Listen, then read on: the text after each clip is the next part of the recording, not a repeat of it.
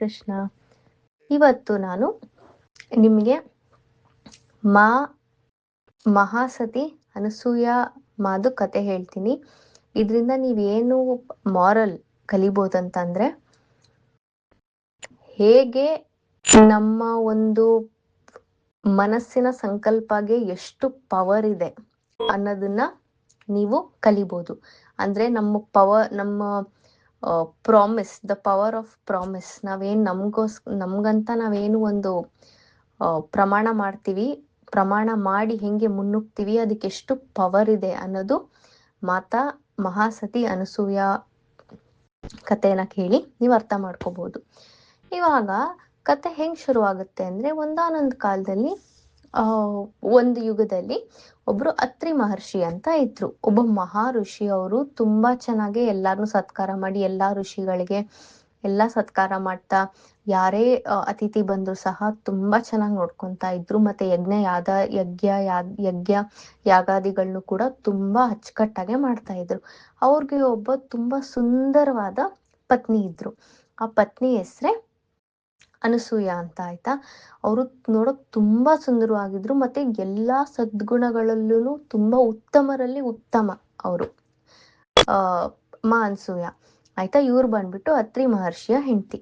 ಅವರಿಬ್ರು ಗಂಡ ಹೆಂಡತಿ ಎಷ್ಟು ಪುಣ್ಯ ಪಡೆದಿದ್ರು ಅಂತ ಅಂದ್ರೆ, ಯಾರೇ ಅತಿಥಿ ಬಂದ್ರು ಸಹ ಅವ್ರಿಗೆ ಊಟ ಏನು ಹಾಕ್ದಂಗೆ ವಾಪಸ್ಸೇ ಕಳಿಸ್ತಾ ಇರ್ಲಿಲ್ಲ. ಒಂದು ಚೂರು ಕೋಪ ಮಾಡ್ಕೊಂತಾ ಇರ್ಲಿಲ್ಲ. ಅವ್ರಿಗೇನೆ ಯಾರೇ ಅತಿಥಿ ಬಂದ್ರು ಸಹ, ಮತ್ತೆ ಏನೇ ಯಾಗಾದಿಗಳನ್ನು ಎಲ್ಲದನ್ನು ತುಂಬಾ ಅಚ್ಚುಕಟ್ಟಾಗಿ ತುಂಬಾ ಚೆನ್ನಾಗೆ ಮಾಡ್ತಾ ಇದ್ರು ಅವರು. ಅವ್ರು ಎಷ್ಟು ಪುಣ್ಯ ಸಂಪಾದಿಸಿದ್ರು ಅಂದ್ರೆ, ಅತ್ರಿ ಮಹರ್ಷಿ ಮತ್ತೆ ಅನಸೂಯ ಇಂದ್ರ ಪದವಿನೂ ಪಡೆಯೋ ಅಷ್ಟು ಪುಣ್ಯ ಸಂಪಾದಿಸ್ತಾರೆ ಅವರು. ಅವಾಗ ಏನಾಗುತ್ತೆ ಅಂದ್ರೆ, ಎಷ್ಟು ಪುಣ್ಯ ಸಂಪಾದಿಸ ಬರ್ತಾರೆ ಅಂದ್ರೆ, ಲೈಕ್ ಅಂದ್ರೆ ಅಗ್ನಿ ವಾಯು ಎಲ್ಲಾ ದೇವತೆಗಳು ಸಹ ಆಶ್ಚರ್ಯ ಪಡ್ತಾರೆ. ಇವ್ರು ಏನ್ ಇಷ್ಟು ಪುಣ್ಯ ಸಂಪಾದಿಸ್ತಾ ಇದಾರಲ್ಲ, ಹೆಂಗೆ ಇವ್ರನ್ನ ಮಾಡೋದು, ಇವ್ರ ಇಂದ್ರ ಪದವಿಗೂನು ಮುಟ್ಟಷ್ಟು ಪುಣ್ಯ ಸಂಪಾದಿಸಿದಾರಲ್ಲ ಅಂತ. ಅವಾಗ ದೇವೇಂದ್ರ ಇದನ್ನ ಗಮನಿಸ್ತಾ ಇರ್ತಾನೆ. ದೇವೇಂದ್ರನಿಗೆ ಹೆದರಿಕೆ ಆಗ್ಬಿಡುತ್ತೆ. ಅಯ್ಯೋ, ನನ್ನ ರಾಜ್ಯದ್ದು, ನನ್ನ ಸೀಟ್ ಆಫ್ ಪವರ್ ಅಂದ್ರೆ ನಂದು ಸಿಂಹಾಸನ ಅತ್ರಿ ಮಹರ್ಷಿ ತಗೊಂಡ್ಬಿಡ್ತಾರಲ್ಲ, ಇವರು ಗಂಡ ಹೆಂಡತಿ ಅಷ್ಟು ಪುಣ್ಯ ಸಂಪಾದಿಸಿದಾರೆ ಅಂದ್ರೆ, ಇಂದ್ರ ಪದವಿನೂ ಪಡೆಯೋ ಅಷ್ಟು ಪುಣ್ಯ ಸಂಪಾದಿಸಿದಾರೆ ಇವರಿಬ್ರು, ಏನಪ್ಪಾ ಮಾಡೋದು ಅಂತ ಇಂದ್ರದೇವ ಬಂದ್ಬಿಟ್ಟು ಎದುರುಬಿಟ್ಟು ತ್ರಿಮೂರ್ತಿಗಳ ಹತ್ರ ಹೋಗ್ತಾರೆ, ಬ್ರಹ್ಮ ವಿಷ್ಣು ಮಹೇಶ್ವರ ಹತ್ರ. ಅವಾಗ ಬ್ರಹ್ಮ ವಿಷ್ಣು ಮಹೇಶ್ವರ ಯೋಚನೆ ಮಾಡ್ತಾರೆ, ಇವ್ರು ಮನುಷ್ಯ ಜನ್ಮದಲ್ಲಿ ಇದ್ರು ಇಷ್ಟು ಪುಣ್ಯ ಸಂಪಾದಿಸಿದಾರಲ್ಲ, ಇಂದ್ರಲೋಕದ ಇಂದ್ರ ಪದವಿನ ಪಡೆಯಷ್ಟು ಪುಣ್ಯ ಸಂಪಾದಿಸಿದಾರಲ್ಲ, ನೋಡೋಣ ಇವ್ರು ಎಷ್ಟು ಅನಸೂಯ ಎಷ್ಟು ಪತಿವ್ರತ ಶಿರೋಮಣಿಯಾಗಿ, ಎಷ್ಟು ಗಂಡನ್ಗೆ ಡೆಡಿಕೇಟೆಡ್ ಆಗಿ ಇದಾರೆ, ಮತ್ತೆ ಇವ್ರ ಗಂಡ ಹೆಂಡತಿ ಎಷ್ಟು ಅತಿಥಿ ಸತ್ಕಾರ ಮಾಡಿ ಹೆಂಗೆ ಪುಣ್ಯ ಸಂಪಾದಿಸಿದಾರೆ ನೋಡೋಣ, ಪರೀಕ್ಷಣೆ ಮಾಡೋಣ.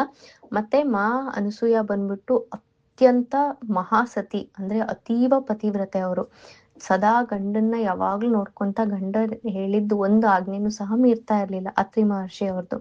ಅಂತ ಮಹಾಸತಿ ಅವರು. ತುಂಬಾ ಸುಂದರಿ, ಮತ್ತೆ ತುಂಬಾ ತುಂಬಾ ಸದ್ಗುಣಗಳಲ್ಲಿ ಸಂಪನ್ನ ಅನಸೂಯಮ್ಮ. ನೋಡೋಣ ಇವರೆಷ್ಟು ಪುಣ್ಯ ಸಂಪಾದಿಸ್ತಾರೆ, ಮತ್ತೆ ಎಷ್ಟು ಅನಸೂಯ ಎಷ್ಟು ಸ್ಟ್ರಾಂಗ್, ಎಷ್ಟು ಅವರು ಸತಿತ್ವ ಎಷ್ಟು ಸ್ಟ್ರಾಂಗ್ ಆಗಿದೆ ಏನಂತ ಎಲ್ಲ ಪರೀಕ್ಷೆ ಮಾಡೇ ಬಿಡೋಣ ಅಂತ ಬ್ರಹ್ಮ ವಿಷ್ಣು ಮಹೇಶ್ವರ ಬಂದ್ಬಿಟ್ಟು ಡಿಸೈಡ್ ಮಾಡ್ತಾರೆ. ಏನ್ ಮಾಡ್ತಾರೆ, ಭೂಮಿಗಿಳಿದ್ಬಿಟ್ಟು 3 ಋಷಿಗಳು 3 ಬ್ರಾಹ್ಮಣರಾಗಿ ಹೋಗ್ತಾರೆ. ಹೋದಾಗ ಅವಾಗ ಅನಸೂಯ ಅವಾಗ ಏನಾಗಿರುತ್ತೆ, ಅತ್ರಿ ಮಹರ್ಷಿ ಹೊರಗೋಗ್ಲಿ ಅಂತ ಕಾಯ್ತಾ ಇರ್ತಾರೆ ಬ್ರಹ್ಮ ವಿಷ್ಣು ಮಹೇಶ್ವರ. ಯಾಕಂತ ಅಂದ್ರೆ ಅತ್ರಿ ಮಹರ್ಷಿ ಅವರು ದಿವ್ಯ ದೃಷ್ಟಿಯಿಂದ ಇವರು ಬ್ರಹ್ಮ ವಿಷ್ಣು ಮಹೇಶ್ವರನ್ ಪರೀಕ್ಷೆ ಮಾಡಕ್ಕೆ ಬಂದಿದ್ದಾರೆ ಅಂತ ಕಂಡಿಡ್ಬಿಡ್ತಾರೆ ಅಂತ ಅತ್ರಿ ಮಹರ್ಷಿ ಆಶ್ರಮದಿಂದ ಹೋಗ್ಲಿ ಅಂತ ಕಾಯ್ತಾ ಇರ್ತಾರೆ. ಆಮೇಲೆ ಅತ್ರಿ ಮಹರ್ಷಿ ಅವರು ಹೋದ್ಮೇಲೆ ಬ್ರಹ್ಮ ವಿಷ್ಣು ಮಹೇಶ್ವರ 3 ಬ್ರಾಹ್ಮಣರಾಗಿ ಬಂದ್ಬಿಟ್ಟು ಅವ್ರ ಆಶ್ರಮಕ್ಕೆ ಬರ್ತಾರೆ. ಅವಾಗ ಅನಸೂಯ ಅವ್ರ ಆತಿಥ್ಯ ಬನ್ನಿ ಅಂತ ಅವ್ರ ಆತಿಥ್ಯ ಚೆನ್ನಾಗಿ ನೋಡ್ಕೊಂತಾರೆ. ಎಲ್ಲ ಅವ್ರಿಗೆ ಊಟ ಬಡ್ಸಕ್ಕೆ ಇನ್ನೇನ್ ರೆಡಿ ಆಗ್ತಾರೆ. ಅವಾಗ ಈ ಬ್ರಾಹ್ಮಣರು ಏನ್ ಮಾಡ್ಬಿಡ್ತಾರೆ, ನಮ್ದೊಂದು ಪದ್ಧತಿ ಇದೆ, ಏನಂತ ಅಂದ್ರೆ ನೀವು ಊಟನ ಹೆಂಗ್ ಬಡಿಸ್ಬೇಕಂತಂದ್ರೆ, ನೀವು ಬೆತ್ತಲೆ ಬಂದ್ಬಿಟ್ಟು ನನಗೆ ಊಟ ಬಡಿಸಿದ್ರೆ ಮಾತ್ರ ಅದು ನಮ್ಗೆ ಊಟ ಸಂತೃಪ್ತಿ ಆಗುತ್ತೆ, ಇದು ನಮ್ಮ ಪದ್ಧತಿ ಅಂತ ಬ್ರಹ್ಮ ವಿಷ್ಣು ಮಹೇಶ್ವರ ಬ್ರಾಹ್ಮಣ ರೂಪದಲ್ಲಿ ಇರ್ತಾರಲ್ಲ ಅವಾಗ ಹೇಳ್ತಾರೆ. ಅವಾಗ ಮಾ ಅನಸೂಯಾಗೆ ಒಂಥರ ಸಿಡ್ಲೊಡ್ದಂಗೆ ಆಗ್ಬಿಡುತ್ತೆ, ಇದೇನಪ್ಪ ಇದು ಇಂಥ ಪದ್ಧತಿ ಅಂತ. ಅವರು ಅವರು ಕಿಚನ್ಗೆ ಹೋಗ್ತಾರೆ. ಅಲ್ಲಿ ಕಿಚನ್ಗೆ ಹೋಗ್ಬಿಟ್ಟು ಯೋಚನೆ ಮಾಡ್ತಾರೆ, ಏನಪ್ಪ ಇದು, ಏನ್ ಮಾಡುದು, ನಾನು ಇಂಥ ಸತಿ ನನಗೆ ಮದುವೆ ಆಗಿದೆ, ನನಗೆ ಗಂಡ ಅತ್ರಿ ಮಹರ್ಷಿ ಇದ್ದಾರೆ, ಇದೇನಿದು, ನಾನು ಹೆಂಗ್ ಬೆತ್ತಲೆ ಹೋಗ್ಲಿ, ಏನಿದು ಅಂತ ಯೋಚನೆ ಮಾಡ್ತಾರೆ. ಅವಾಗ ಮನ್ಸಿನಲ್ಲಿ ಒಂದು ಸಂಕಲ್ಪ ಮಾಡ್ತಾರೆ, ಅತಿಥಿ ಸತ್ಕಾರ ನಮಗೆ ತುಂಬಾ ಮುಖ್ಯ. ಅತಿಥಿ ಸತ್ಕಾರ ಅಂದ್ರೆ ಅದು ದೇವತೆಗಳಿಗೆ ಸತ್ಕಾರ ಮಾಡ್ದಂಗೆ, ಅವ್ರನ್ನೆಂದು ಅವ್ರು ಯಾವ ಕಂಡೀಷನ್ಗೂ ಸಹ ನಾವು ಕಾಂಪ್ರಮೈಸೇ ಆಗ್ಬಾರ್ದು, ಅವ್ರ ಅತಿಥಿ ಸತ್ಕಾರ ತುಂಬಾ ಇಂಪಾರ್ಟೆಂಟ್ ಅಂತ ಮನ್ಸಲ್ಲಿ ಒಂದು ಸಂಕಲ್ಪ ಮಾಡ್ತಾರೆ. ನಾನು ಯಾಕೆ ಹೆದರ್ಬೇಕು ಬೆತ್ತಲೆ ಹೋಗಿ ಇವ್ರಿಗೆ ಊಟ ಬಡ್ಸಕ್ಕೆ, ನನ್ ಗಂಡ ಬಿಟ್ಟು ನನಗೆ ಇಡೀ ಜಗತ್ತು ಎಲ್ಲಾ ಗಂಡಸರು ಬಂದ್ಬಿಟ್ಟು ಮಕ್ಳು ಸಮಾನ, ನನ್ ಗಂಡ ಅತ್ರಿ ಮಹರ್ಷಿ ಮಾತ್ರ ನನಗ್ ಪತಿ,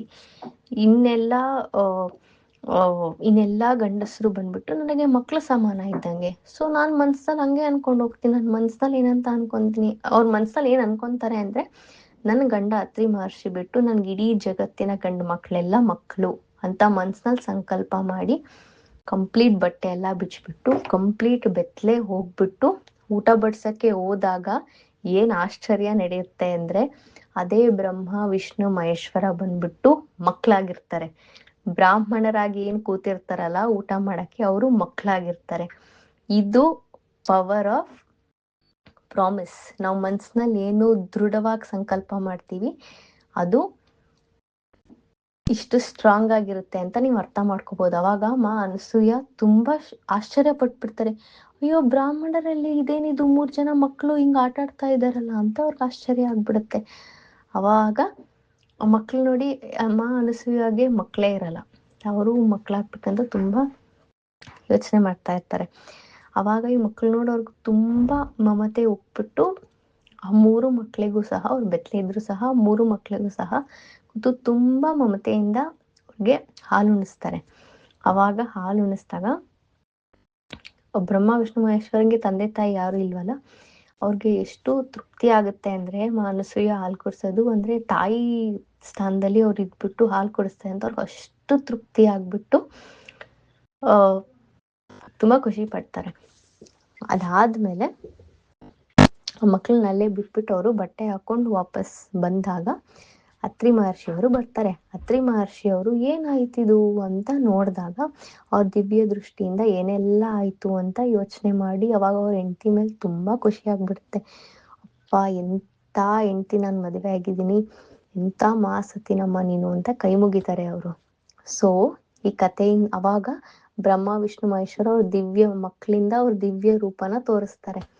ಅವಾಗ ಅವರೇ ಸಹ ಕೈ ಮುಗಿತಾರೆ, ಅಮ್ಮ ನಮ್ಗೆ ಯಾರು ತಂದೆ ತಾಯಿ ಇಲ್ಲ, ನೀನ್ ತಾಯಿ ಸ್ಥಾನದಲ್ಲಿ ನಿನ್ ಸರಿ ಬಂದ್ ಪರೀಕ್ಷೆ ಮಾಡೋಣ ಅಂತಾನೆ ಬಂದ್ವಿ, ಆದ್ರೆ ನೀನ್ ಎಷ್ಟು ಮನ್ಸಿನಲ್ಲಿ ನಿನ್ ಸಂಕಲ್ಪ ಎಷ್ಟು ಸ್ಟ್ರಾಂಗ್ ಆಗಿದೆ ಅಂದ್ರೆ ನಾವು ಸಹ ನಿನ್ನನ್ನ ಇದ್ ಮಾಡಕ್ಕಾಗ್ಲಿಲ್ಲ. ಲೈಕ್ ನಿನ್ ಪರೀಕ್ಷೆಯಲ್ಲಿ, ನಾವ್ ಮಾಡಿದ ಪರೀಕ್ಷೆಯಲ್ಲಿ ನೀನೇ ಗೆದ್ಬಿಟ್ಟೆ, ನಿನ್ ಸಂಕಲ್ಪದಿಂದ ನಾವು ಮಕ್ಕಳಾದ್ವಿ, ನಿನ್ನಲ್ಲಿ ಅಷ್ಟು ನಿನ್ನ ಪವರ್ ಆಫ್ ಸಂಕಲ್ಪ ಅಷ್ಟು ಸ್ಟ್ರಾಂಗ್ ಆಗಿದೆ ಅಂತ ಮನ್ಸಿನಲ್ಲಿ ಅವ್ರು ಅನ್ಕೊಂಡು ಹೇಳ್ತಾರೆ. ಅತ್ರಿ ಮಹರ್ಷಿನೂ ಅನಸೂಯಾಗೆ ಕೈ ಮುಗಿತಾರೆ.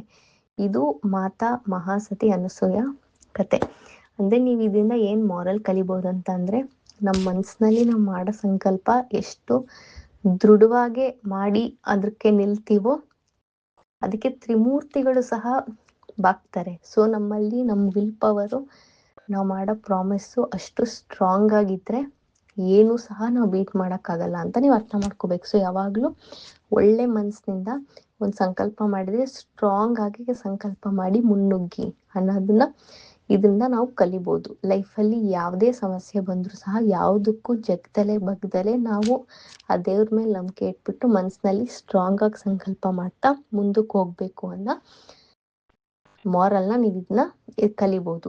ಇದು ಮಾ ಅನಸೂಯದು ಕತೆ. ಸೊ ನಿಮ್ಗೆ ಈ ನನ್ನ ಕತೆ ಹೇಳಿದ್ದು ಇಷ್ಟ ಆಯ್ತು ಅಂತ ಅನ್ಕೊಂತೀನಿ. ಅಂಡ್ ಇದರಿಂದ ಮಾರಲ್ ಬಂದ್ಬಿಟ್ಟು ನಿಮ್ಮ ಮನಸ್ಸಿನ ಸಂಕಲ್ಪದ ಪವರ್ ಅರ್ಥ ಮಾಡ್ಕೋಬಹುದು. ಸೊ ಇದು ಬಂದ್ಬಿಟ್ಟು ನೀವು ಮಾರಲ್ ಕಲಿಬೋದು. ಸೊ ನಿಮ್ಗೆ ಈ ವಿಡಿಯೋ ಇಷ್ಟ ಆಯಿತು ಅಂದ್ಕೊತೀನಿ. ವಿಡಿಯೋ ಇಷ್ಟ ಆಗಿದ್ದರೆ ಲೈಕ್ ಮಾಡಿ, ಶೇರ್ ಮಾಡಿ ಮತ್ತು ಈ ಚಾನಲ್ಗೆ ಸಬ್ಸ್ಕ್ರೈಬ್ ಮಾಡಿ, ಬೆಲ್ಲೈಕನ್ ಮೇಲೆ ಒತ್ತಿ. ಸೊ ಮತ್ತಷ್ಟು ಕತೆಗಳು ನಿಮ್ಗೆ ನೋಟಿಫೈ ಆಗ್ತಿರುತ್ತೆ. ಸೊ ಮುಂದಿನ ವಿಡಿಯೋಲಿ ಸಿಗುವ. ನಮಸ್ಕಾರ, ಶುಭೋದಯ, ಹರೇ ಕೃಷ್ಣ, ರಾಧೆ ರಾಧೆ.